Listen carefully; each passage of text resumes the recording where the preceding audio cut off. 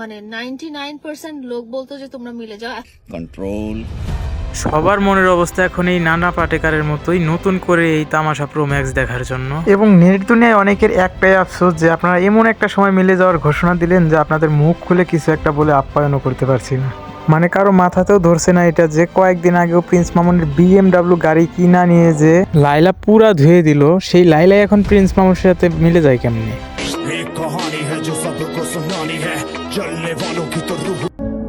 আলহামদুলিল্লাহ, অনেক সাধনার পর তোমাকে পেয়েছি। যাই হোক, লাইভে এসে তারা জানিয়েছে তারা দুজনেই এখন সিঙ্গেল।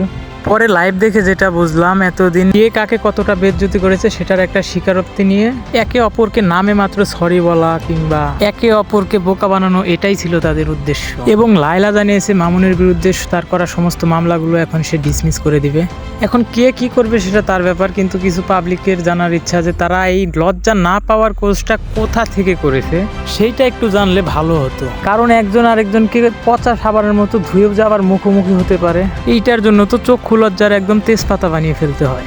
তাই আর কি সবার জানতে চাওয়া। এনিওয়ে, এসব দুষ্ট কথা বলে লাভ নেই। লায়লা তো বললোই যে দেশে 99% মানুষ তাদের এক হতে দেখতে চায়, কিন্তু রমজান মাস না হলে যে এই 1% মানুষ কি করতো। তবে যাই হোক, বাকি 1% লোক জানতো তাদের এই নাটক অনন্তকালের জন্য, তাদের এই নাটক জীবনেও শেষ হবে না।